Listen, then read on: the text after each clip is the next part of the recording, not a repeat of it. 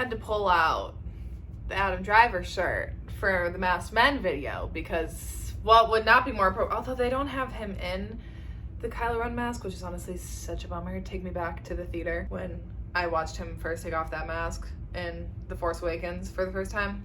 Listen, Darth Vader was my childhood crush, okay? Like, we should not be surprised that I'm sitting here making this video today as a full-blown adult. So anyways, the ones who get it, and the ones that don't, and that's okay. But this video is for the ones that do get it. And I'm gonna be talking about masked men today in this video. That's basically it. I'm just gonna talk about romances that all feature men that wear masks, all right? It's a fun time.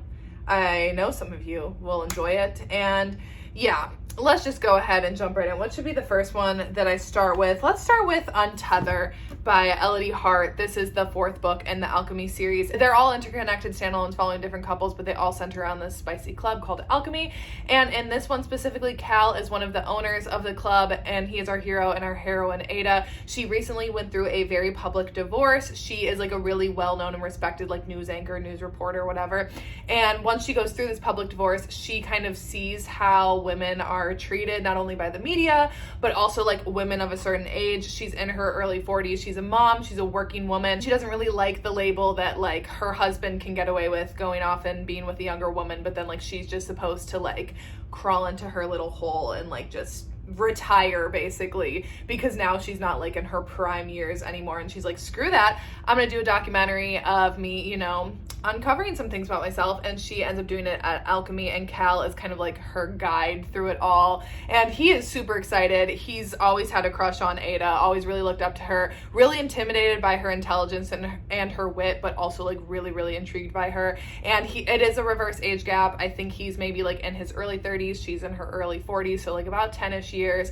And the scene though where the mask specifically comes into play is during their kind of like, you know, documentary time. He ends up letting it slip about this one night that Alchemy does, which is this masked night. And Ada's like, great, let's do it for the documentary. And Cal's like, I don't actually know about that. I don't know if you're ready for that. And she's like, I'm ready for it. And they end up not really doing the like documentary filming for it, and instead just having the night for the two of them. But yeah, let me just tell you, Elodie Hart, something was due in her life when she wrote that scene, because oh my god, it's so good. Yeah, I don't really need to say anything more, just read it. Cal is super hot. I normally don't really find like the golden retriever type guys that hot, and he's honestly probably the only one on this list, but he's just like such a sweetheart, but he's also just great. Mask Night at Alchemy is awesome, and yeah, the entire Alchemy series is great. Unfurl is still my favorite, that's number 1, but Untether is just as fun. I'm gonna save these two, even though they're at the top of the stack, because I've literally talked about this series so much recently. So let's go ahead, let's go something short, quick, to the point. You need something to maybe bust you out of a reading slump. The Dare by Harley LaRue, one of my all-time faves. So this one is literally like 4 chapters long. It's so quick. It's the precursor to the Losers duet, which I also talk about all the time. I love that duet with my entire heart and soul, but this is where it all starts with Manson and Jessica at a Halloween party one night. So Jessica was the popular girl in high school, and she bullied Manson and these 3 other guys who you do meet in here, but then you meet a lot more in the Losers duet. And at this party, she ends up showing up, and immediately when she clocks Manson, they're like all in college now, and when she sees Manson, she's immediately like, oh no, I can't see him. Not only because did she used to bully him, but they also end up also having a moment together, and she's like, no one, like, you better not tell anyone that I, you know, went there with you for a moment, because I have a reputation to uphold. And he's like, I couldn't care less about your reputation. I know what you actually like, and you know, let's make a little bit of a dare. And they end up doing this sort of like arrangement this night, whatever. You can get into it and read more. Here's the thing, Manson is not the one wearing the mask in this, but then our 3 guys, Jason, Lucas, and Vincent, that, like I said, you only get a teaser of in here, they all show up in some masks, and they get in a little bit of the fun. And then obviously you get way more in the actual duet. I love it. Like I said, if you need something quick to kind of bust you out of a reading slump, yeah, it is like a Halloween party, so like, I guess technically it's July. Do you want Halloween? Who cares? It's 4th of July is over now. It's officially Halloween season. So anyways, love it, rent free. Did you want to come and chat about Masked Men, sweetheart? I've been having like a very bad anxiety day for literally no reason whatsoever. I just woke up feeling incredibly anxious and just like on edge. And I feel like the kitties sense that because they've literally been following me around all day, which I mean, like they normally do, but I don't know. I just swear they're like attuned to that as I say that. And she gets up and walks away. She's like, I'm done being your emotional support animal. Her and Dorian are exhausted. They're like, we did not sign up for this. Next up, let's go with a stalker romance. And I should just say, I think the rest of these on this list, because the rest of these are all dark romances. So as always, check your triggers. The Dare's not really dark. It's just a little, you know, schminky. But Untether is the lightest book that I have on this list. From here on out, you're getting dark romances, and let's jump into the deep end with a stalker of That Sick Love by Jesse Hall. So this one follows Arrow and Brienne. And Arrow, now he doesn't wear a mask, but he paints his face with like a skull type looking mask type thing, so it counts. I'm counting it here.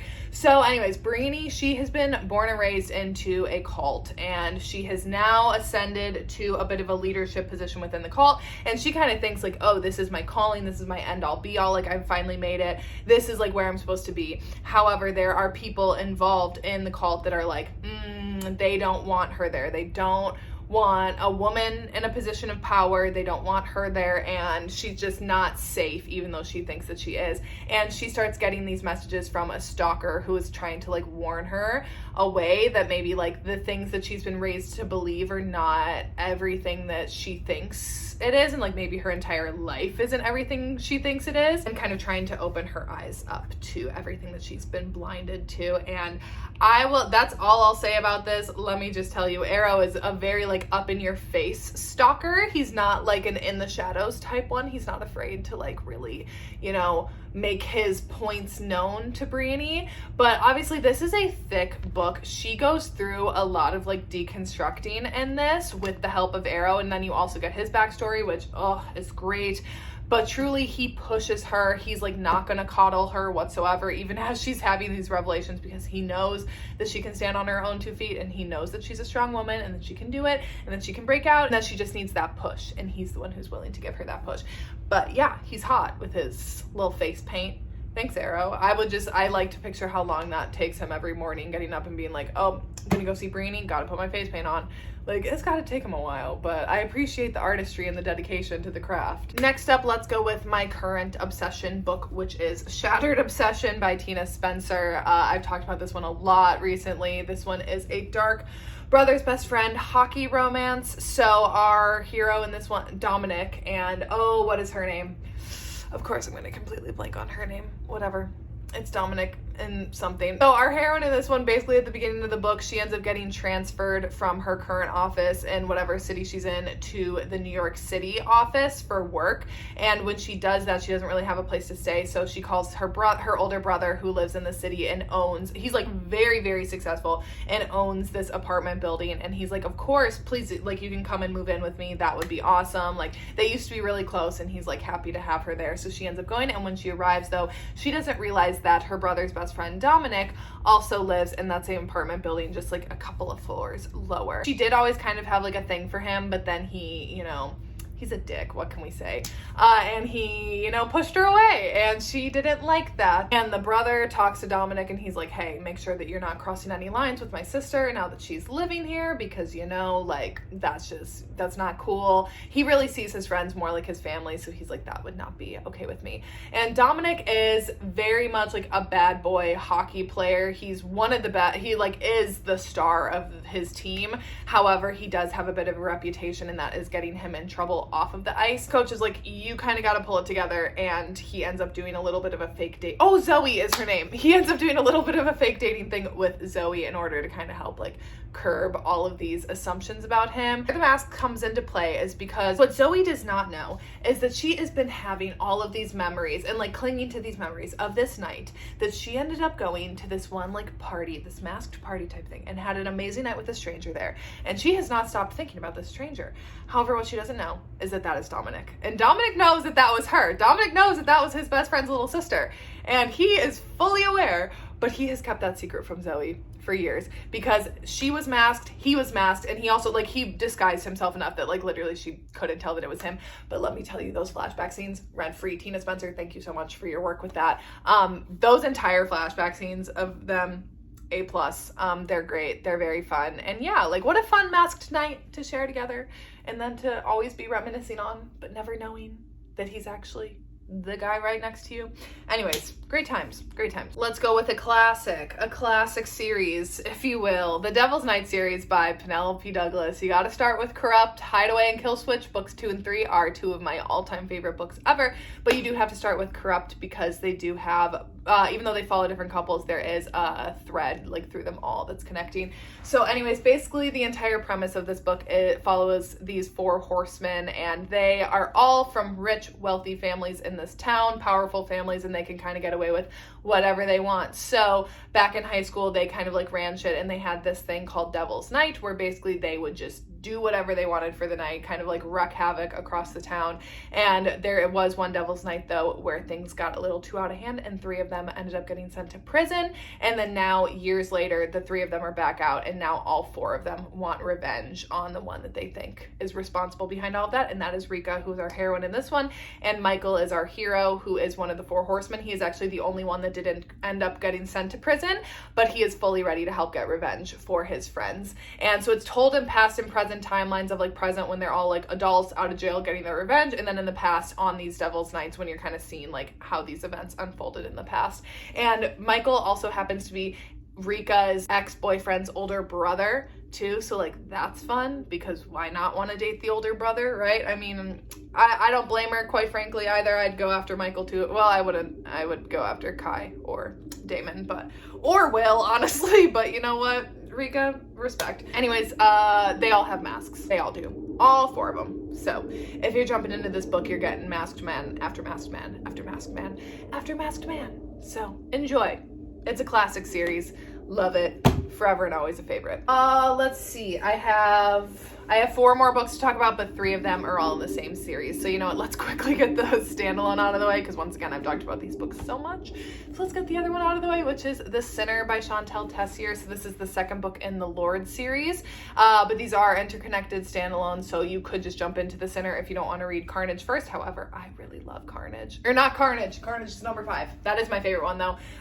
The Ritual is the first one. You don't have to read that one in order to read this one, but I've liked them all so far, but Carnage is by far my favorite. The Sinner, this one follows Sin and, what is her name? Why can't I remember anyone's names today? Like I said, it's a bad anxiety day, okay? Just cut me some slack. I don't remember what her name is. Our heroine, basically this book starts out of our heroine at this party, and she ends up going upstairs and seeing her stepfather getting murdered by a masked man. And instead of running away screaming, she's like, hey, how you doing? And she ends up having a bit of an encounter with the masked man, and then he keeps on coming back over the next couple of years, and they keep having these encounters, and she has no clue who is underneath this mask, and that it is Sin, and that is her best friend's older brother, and like someone that she's known her entire life. Basically, she has no clue that that is him.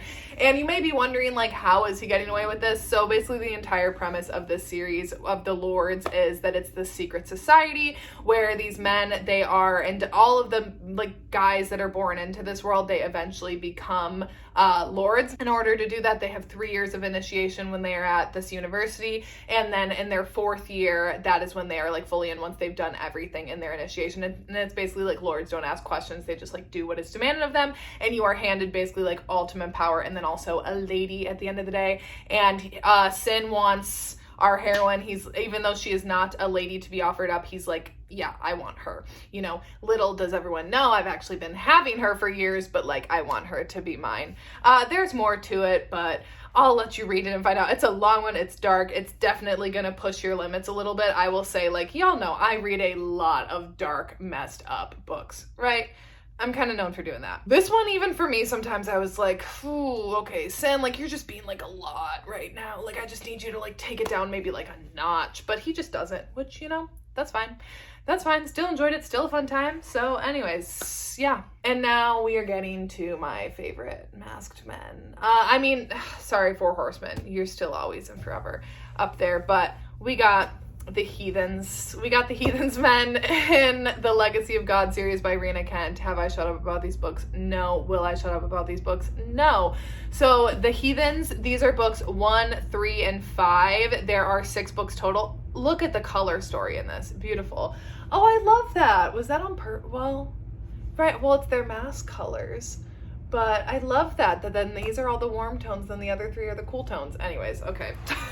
back on track. It's 1, 3, and 5. You could pick these up and read them in whatever order. I personally recommend reading all 6 of them and reading them in order, but these are the ones with the masked men, so these are the ones that I'm going to talk about. So, God of Malice, number 1. You may notice a bookmark in here. That's because I'm currently rereading and well, where are some of my highlights? I don't know. Oh, there we go.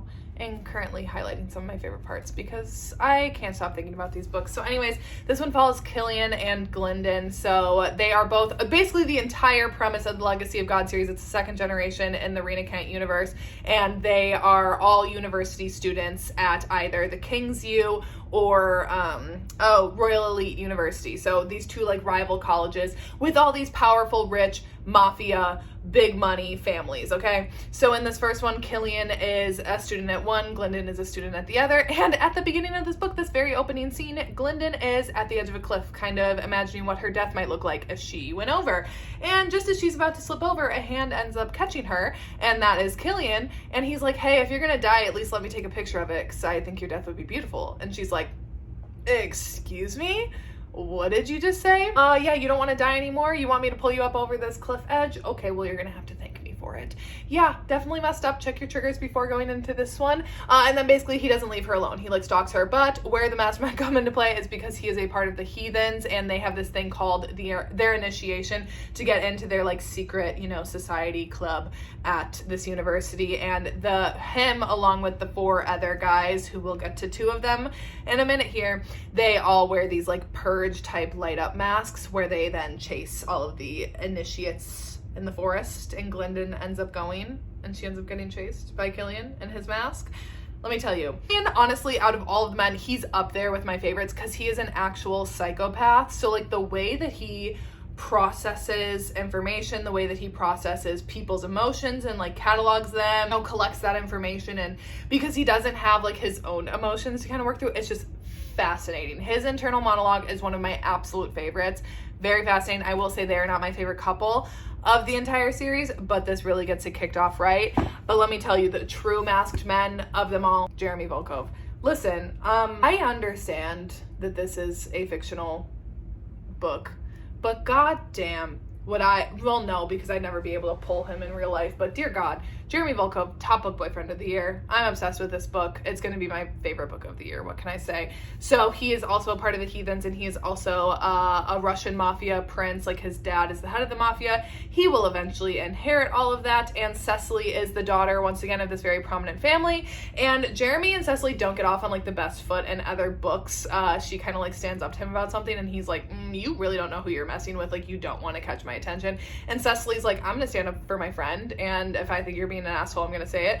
And that, of course, ends up piquing his attention, and he ends up stalking her. And where, though, the masks come into play is because, once again, Cecily ends up at the initiation, and he clocks her, and immediately he's kind of like, what are you doing here? But he kind of plays along. He plays along, catches her, whatever. He's got his mask on, and he realizes that Cecily actually really likes his mask, so he brings it out at other points for the 2 of them. Listen, I don't even know what to say about this book.